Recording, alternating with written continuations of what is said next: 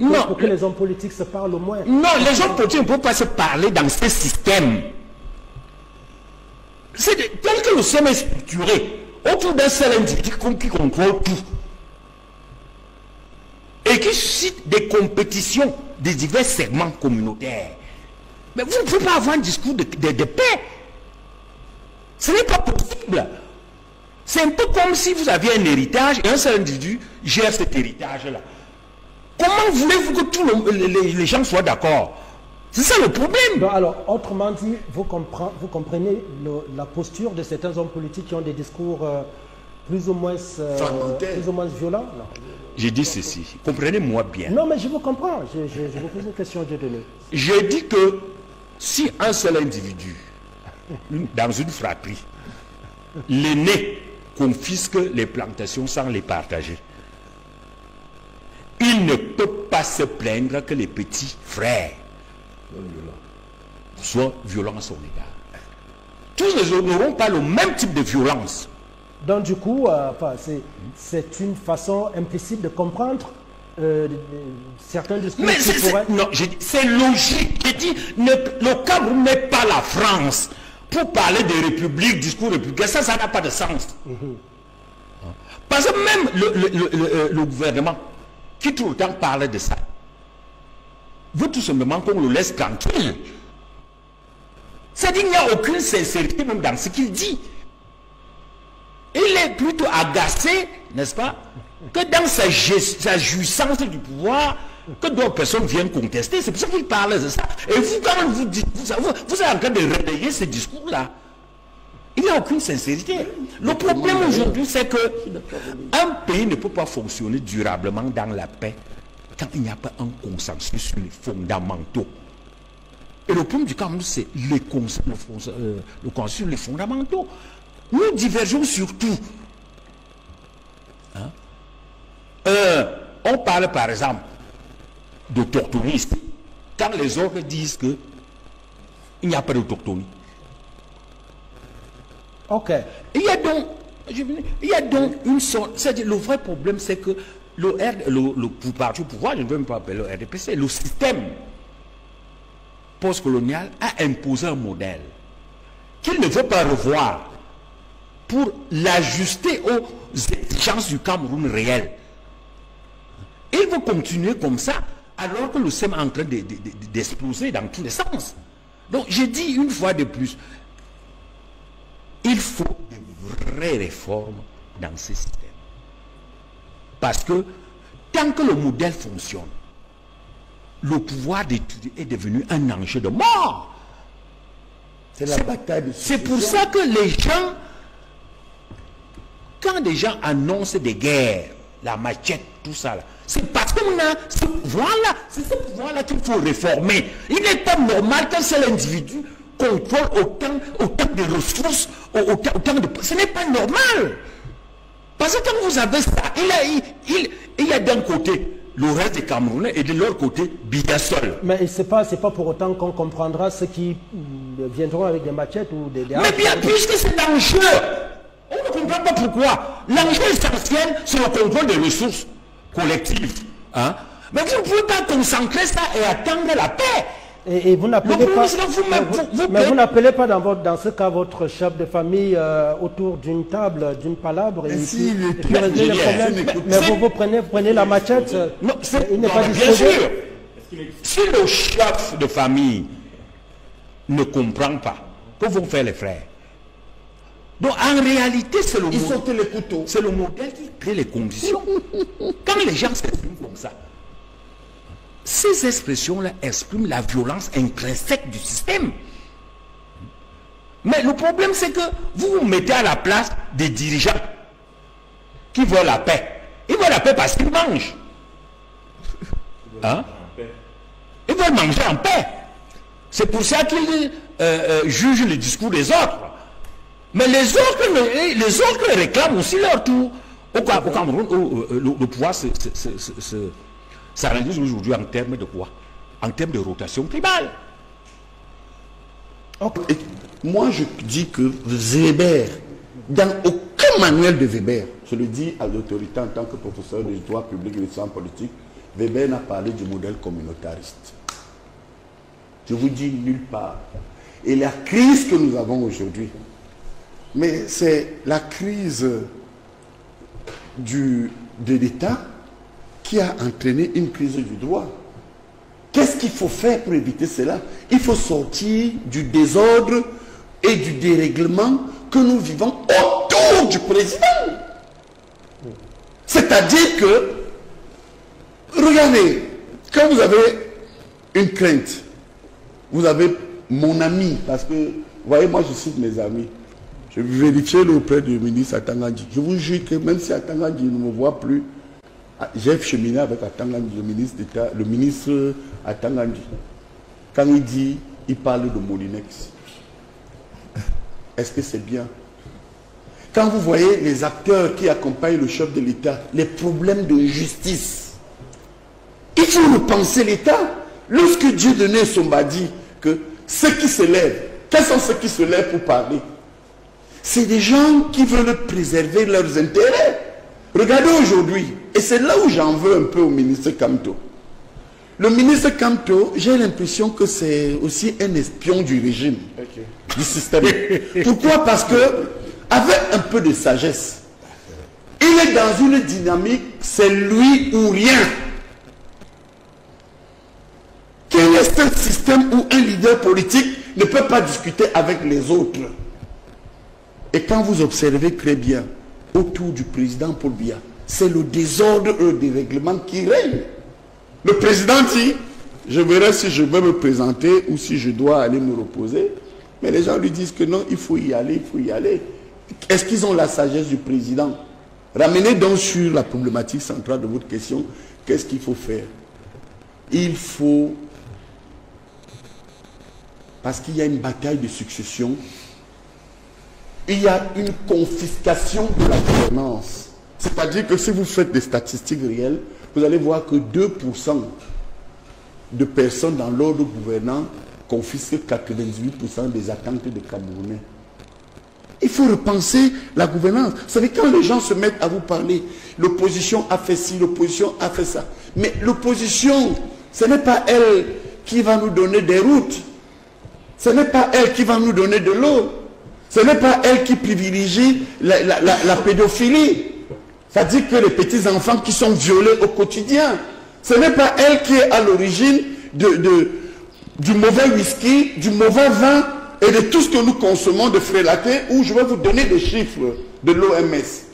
Toutes les 23 minutes, toutes les 10 minutes, je vous donne les derniers chiffres, 25 Camerounais meurent. Ça veut dire que nous avons aujourd'hui au Cameroun 500 morts par mois.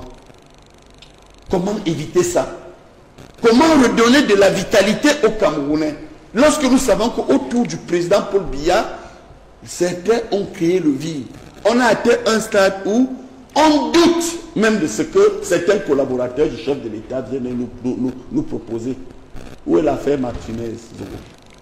Amour Bilinga est en prison. Au-delà de cela, quand vous voyez des gens comme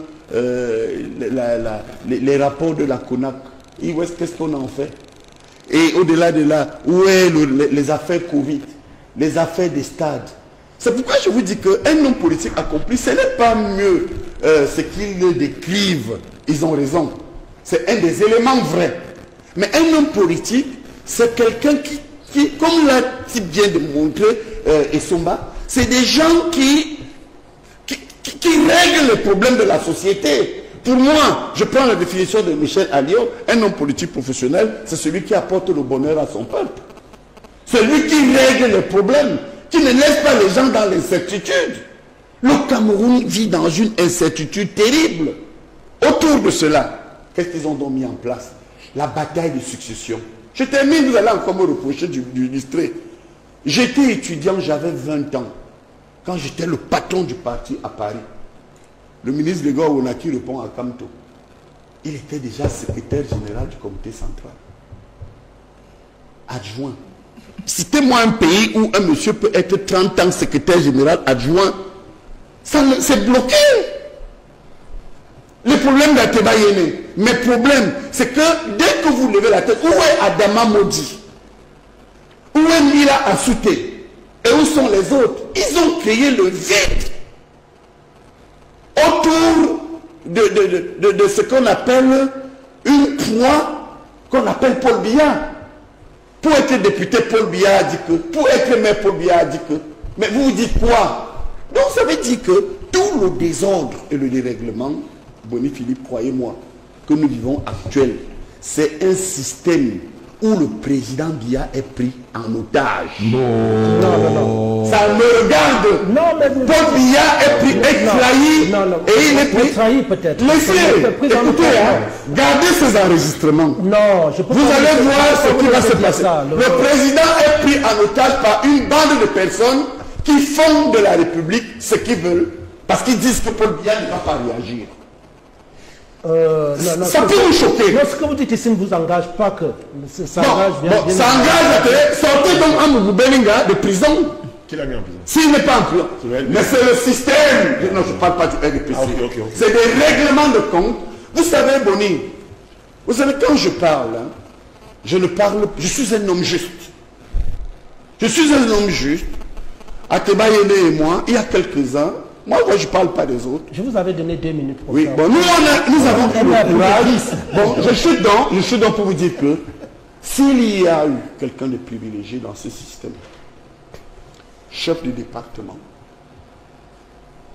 membre titulaire du comité central, professeur titulaire, avait un salaire de plus de 500 000 francs par mois. Et je ne vous compte pas d'émission, c'est moi. Il y avait tout pour que je ne dénonce pas ces délits. Vous comprenez? Et vous allez voir une dernière remarque, que ceux qui viennent pour la plupart dans les plateaux de télévision, ce ne sont pas des gens qui portent sur leur casquette de grandes responsabilités. Parce que ceux qui portent des responsabilités comme ce que moi j'avais, ils ne parlent pas dans les palais. Citez-moi, citez-moi 2 personnes ayant de grosses responsabilités, en dehors d'un garçon comme Hervé Emmanuel Combe, avec un poste comme celui que j'avais, et membre du comité central qui disent que ça ne va pas. Ngalé Bibé. Ngalé est brillant. Il est membre du comité central. Non. Oui, c'est ce que s'il vous plaît. Non, je vous en prie. C'est un monsieur talentueux et brillant. Mais ne venez pas me dire que je vous dis bien que qui dénonce. Non, c'est un grand homme réservé. Charles Elisande, s'il vous plaît. Vous me coupez toujours parce que vous avez à la télé. C'est mon neveu. Et c'est un monsieur dynamique. Titi Pierre. Bonsoir. Apprenons à passer la parole, s'il vous plaît. Oui. Souffrez que je vous dise que ça vous engage, mais ça ne m'engage pas. Alors, mais Senghor Jani est brillant, biaïste, mais incohérent. Parce que la description qu'il fait de ce système-là, dont le responsable est Paul Biya,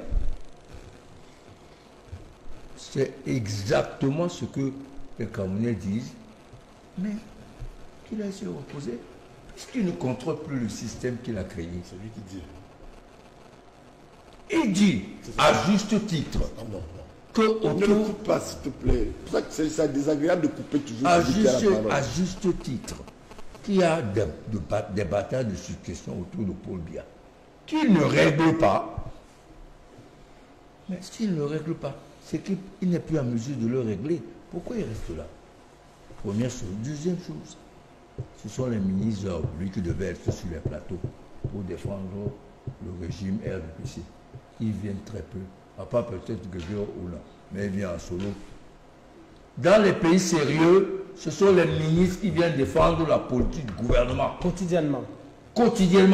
Il y a des programmes, pour ne prendre que la France, où des médias ont des représentants. Ou des personnes ayant des responsabilités. Oui, bien sûr. Membres du gouvernement. Moi, je le faisais comme membre du comité central. Membres du gouvernement, c'est eux qui doivent venir défendre la politique du gouvernement. D'accord. C'est vrai. Nous allons passer.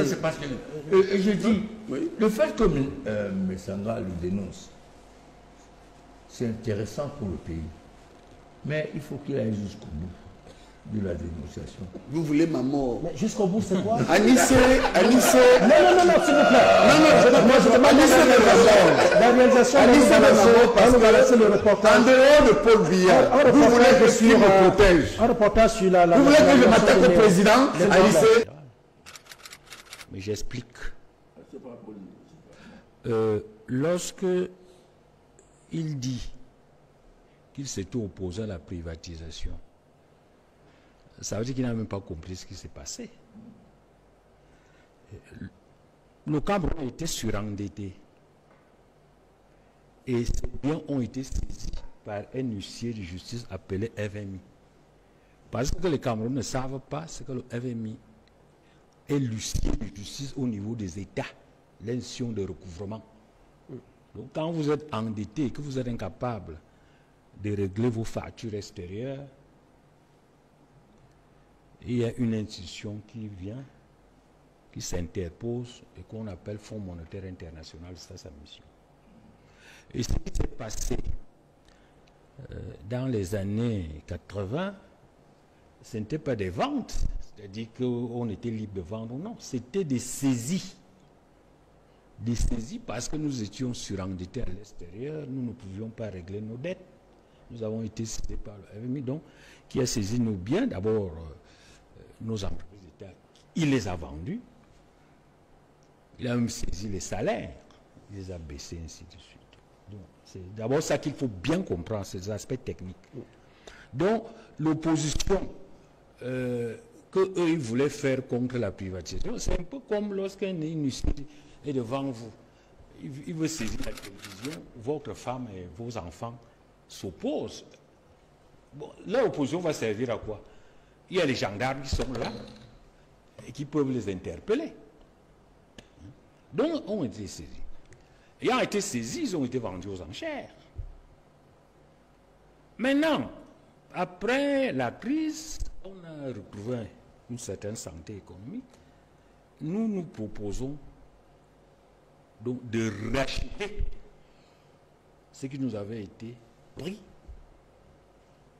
Alors, la question, c'est que d'abord, ce rachat-là, c'est pour combien de temps? À supposer qu'on rachète. Le Cameroun aujourd'hui endetté pour 14 000 milliards, donc plus de 11 000 milliards à l'extérieur. Et le FMI est là. Nous avons signé un programme économique et financier avec le FMI. Et la situation économique du Cameroun ne se regresse pas. Ça ne se regresse pas parce qu'on voit bien que les fondamentaux ne font que se dégrader. Bon alors, lorsque nous achetons cette entreprise, est-ce que ce n'est pas pour revendre, enfin, pour être exproprié plus tard par le FMI? Parce que la peur aujourd'hui, pour ceux qui comprennent la macroéconomie, c'est un autre ajustement structurel beaucoup plus, enfin, au moins aussi sévère que celui des années 90. Avec saisie de ces biens, de ces entreprises. Donc, j'ai dit, bon, maintenant, je ne vais pas intervenir dans les aspects purement opératoires de l'entreprise. Est-ce que son service va s'améliorer? Ça, nos entreprises ont fonctionné.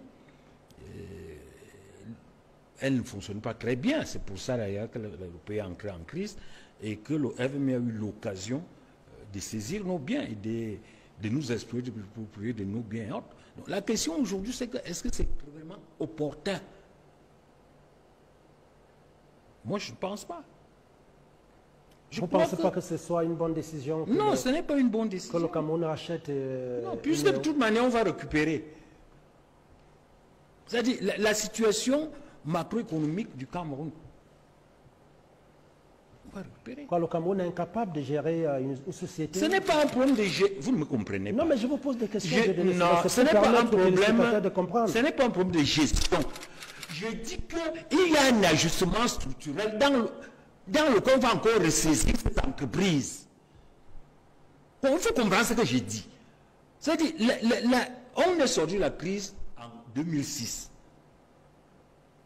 En 2006, nous étions endettés pour 900 milliards. Parce que quand on tombe dans la crise, on est endetté pour 11 000 milliards.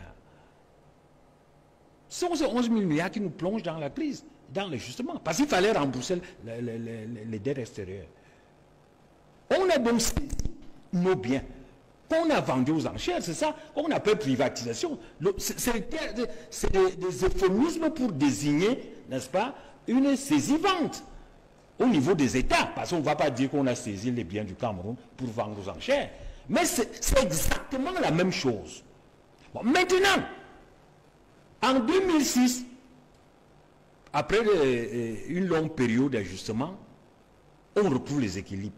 On nous libère avec l'atteinte du point d'achèvement.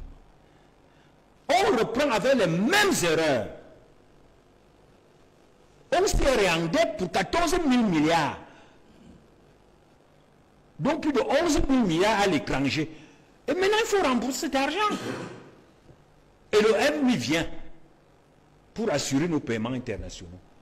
Maintenant, est-ce que c'est un lieu de reconstituer un capital appartenant à l'État? L'intelligent aurait même voulu que ce soit les régions qui achètent. Si moi j'avais été le conseiller du gouvernement, je lui aurais dit non. L'argent que tu as là pour acheter, remets ça aux régions. Un peu comme un polygame. Bon. Pour éviter d'être saisi, qu'est-ce qu'il va faire? Il va remettre ses biens à ses femmes. Parce que Lucien, les femmes ayant chacune son patrimoine, Lucien ne viendra pas. Mais maintenant, là, quand ils achètent, c'est cet énéo-là que le FMI va saisir en premier lieu. Donc, au vu du contexte que vous décrivez, le Cameroun est incapable actuellement de gérer une société comme Enéo, c'est ça? Non, je dis la gestion technique, oui. C'est-à-dire nommer les gens, gérer peut-être, équilibrer les comptes. Si on met les gens qu'il faut, à la place qu'il faut, avec les procédures, l'entreprise va marcher. Mais je dis que les conditions macroéconomiques du Cameroun ne lui permettent pas de prendre ce genre de risques, sauf à le faire à travers les régions. D'accord. Mais Dieudonné Somba, est-ce que vous pensez que le processus va aboutir, processus de rachat, puisque Enéo pose Actis, je veux dire, Actis pose des conditions. Non, c'est des d'apurement des arriérés, par exemple. Non, ça c'est des problèmes purement financiers. Ce n'est pas là le problème. Oui, mais c'est des conditions qu'ils posent, Dieudonné Somba. Non, c'est des conditions qu'ils ont posées. C'est un contrat d'achat. Oui. Les conditions qui pour le Cameroun ont assez d'argent pour acheter, ce n'est pas là le problème. C'est-à-dire, vous pouvez créer ce genre de problème. Le problème des néo n'est pas la capacité du Cameroun de l'acheter. Ce n'est pas ce que je dis. Moi, je suis un spécialiste de l'économie, de la macroéconomie. Mais je dis que l'opération n'est pas opportune maintenant pour la simple raison que nous sommes sous ajustement et que Lucien Justice est là.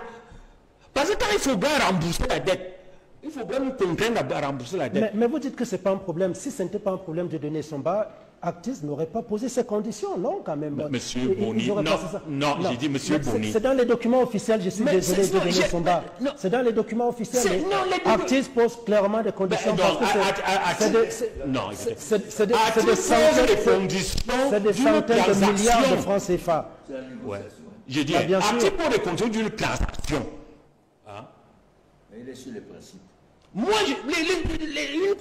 le seul Cameroun accepte les conditions, il paye non. Bien sûr. Vous me demandez quoi si le Cameroun est capable de respecter les conditions d'une transaction. C'est une transaction. Et dans une transaction, chacun pose des conditions. Mais ce n'est pas là le problème. Non, pas du tout. Le Cameroun peut prendre un emprunt et payer. Il peut lancer un emprunt obligatoire, il paye. Ce n'est pas là le problème. C'est-à-dire que le Cameroun peut réellement racheter en mobilisant les moyens. C'est un détail. Ce qui est important, c'est qu'avec cette situation macroéconomique et la présence du FMI au Cameroun, depuis 2017, est-ce qu'il est prudent pour le Cameroun d'acheter un bien alors que Lucien Justice est là? Parce que sinon, nous serons encore obligés, le FMI va reprendre ses biens comme un huissier de justice et les revendre.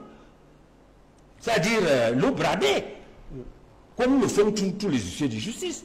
Donc le problème ici était un risque macroéconomique. Et qu'est-ce que vous conseillez donc, finalement? Oui. Qu'est-ce que vous avez donné comme conseil? Qu'on reste, que le statu quo reste? Non, est-ce que j'ai dit ça? Non, J'ai dit que si le Cameroun tient à récupérer Enéo, que l'État distribue les actions aux régions. Ça veut dire que l'Enéo doit être la propriété de la nation camerounaise à travers les régions qui sont autonomes. Non pas une propriété de l'État central. Parce que c'est une propriété de l'État central, ils vont tout raconter. Enéo sera saisi. Ça veut dire que après la récupération d'Enéo, vous allez entendre d'ici 5 ans, on vous dit on privatise. Vous allez croire que c'est une privatisation réelle, alors qu'en réalité c'est une saisie-vente. Voilà ce que j'ai dit. Anissé Kani. Bon, je le sais déjà, vous n'allez pas me donner le temps d'Exoma, parce que c'était important. Non, on ne peut pas vous donner le même temps. D'accord. La première chose que je veux dire, la remarque, c'est que Exoma, ici de particulier, c'est que il analyse la situation et il la considère comme irréductible, figée. C'est pas possible. Il n'y a rien d'absolu dans la vie. Ce n'est pas statique. Il n'y a rien d'absolu. Premièrement. Deuxièmement, il oublie de dire que la privatisation de la SONEL est une opération de brigandage, de gangsters. Et sa renationalisation, c'est également une opération de brigandage. Comment ça peut reprendre son bien et recontrôler son bien, c'est du brigandage? Oui, pourquoi? Lorsque le FMI, comme on a dit, a exigé la privatisation de la SONEL, je sais qu'il y a des hommes d'affaires camerounais qui ont voulu faire un tour de table. L'État a refusé, sous le prétexte que ça va donner à ces hommes d'affaires qui voulaient faire un tour de table un poids politique incontrôlable. Première chose. Deuxième chose, il y a des gens qui étaient chargés du processus de privatisation. Ce sont ceux-là même qu'on a nommés à la tête de l'entreprise privatisée. On appelle ça comment? Délit d'initié. C'est du brigandage. Aujourd'hui, Actis avait pris l'engagement de moderniser l'appareil de production et de distribution. Il n'a pratiquement rien fait. Ça faisait partie du contrat. Son loulou, sa feuille de route. La réparation de son loulou, c'est 78 milliards. C'est-à-dire le prix de rachat. De rachat. Moi, je ne sais pas comment on appelle ça. Plus grave, les gens qui ont négocié la privatisation personnelle sont les mêmes aujourd'hui, par des artifices de logiciels d'écran qui sont dans la vente d'actifs. C'est quel pays ça? Alors, quand vous posez la question à Soba, qu'est-ce qu'il faut faire? La première chose qu'il faut faire, c'est de faire un audit sur cette affaire de privatisation et mettre en avant les responsabilités de ceux qui sont occupés de cette opération. On fait le bilan d'une opération qui apparaît aujourd'hui comme une faillite, puisqu'on revient au point de départ. Où sont les responsables? C'est comme si on a ces pertes et profits. Le Cameroun a perdu des milliers de milliards de 2000 jusqu'à 2025. D'autant plus que cette entreprise faisait ce qu'elle voulait. Dans la facturation, c'était la faute. Les prépaies, c'est la faute. La gestion comment appelle-t-on ça? Des centrales a été laissée Mais raison de plus pour que l'État reprenne le contrôle de sa entreprise. Oui, mais Boni, on ne revient pas 25 ans plus tard sans faire le bilan. Qui est responsable de ça? Qui est responsable des milliards et des milliards que le pays a perdus? Il y a des noms, je ne vais pas la donner. Il y a des noms. Hein? Bon, d'accord, ok. Il va me couper. Oui, bien sûr. Bien sûr qu'il va me couper. Bien sûr, parce que c'est terrible ici. Il va me couper. Parce qu'il y a des noms. Des gens qui ont gagné des dizaines de milliards dans l'affaire de la privatisation nationale. Ne citez pas les noms. Et qui ont même été président du conseil d'administration de la société privatisée. Est-ce que c'est sérieux? Ça se fait où? Dans tous les pays du monde, on n'accepte pas des délits d'initiés, sauf au Cameroun. Aujourd'hui, on va à 78 milliards.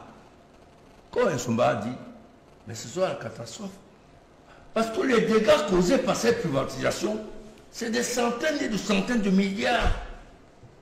Ils nous vendent une entreprise encore plus déstructurée, en mauvais état, que quand ils l'ont prise. Alors, il demande qu'est-ce qu'il faut faire, Anissé, quel est votre avis?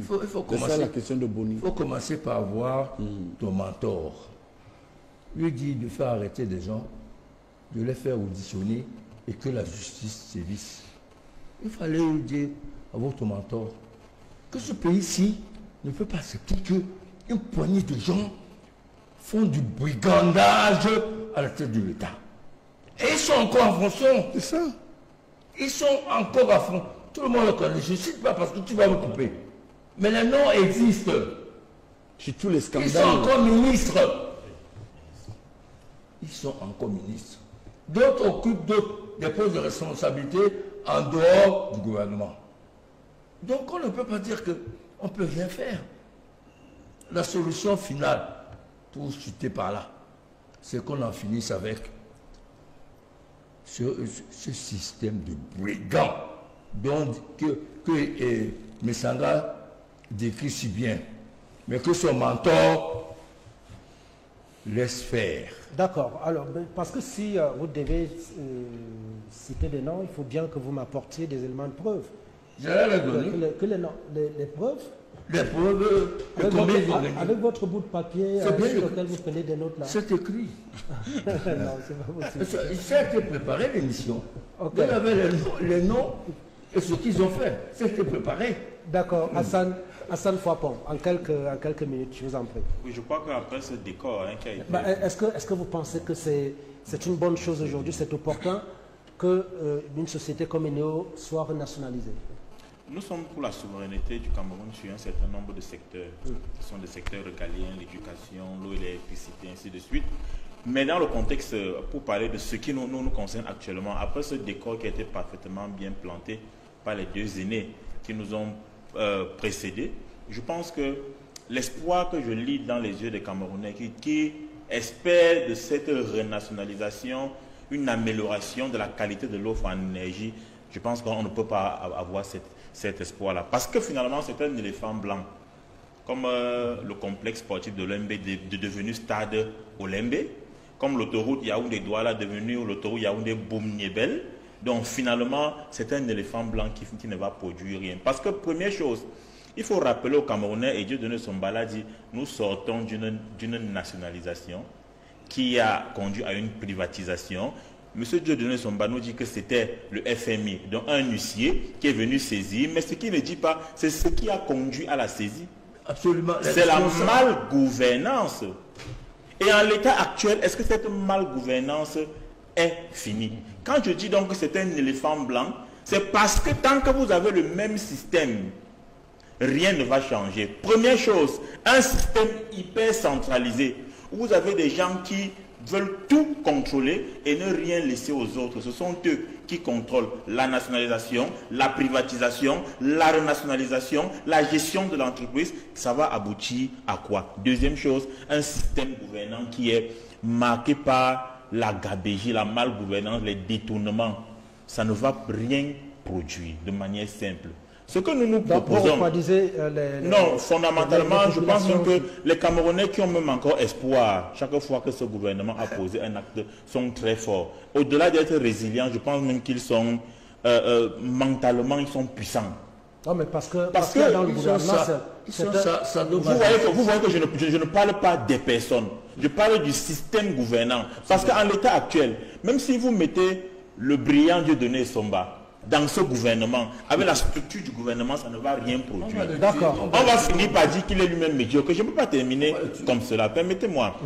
Maintenant, M. Dieudonné Somba a essayé d'évoquer une solution et que nous nous proposons.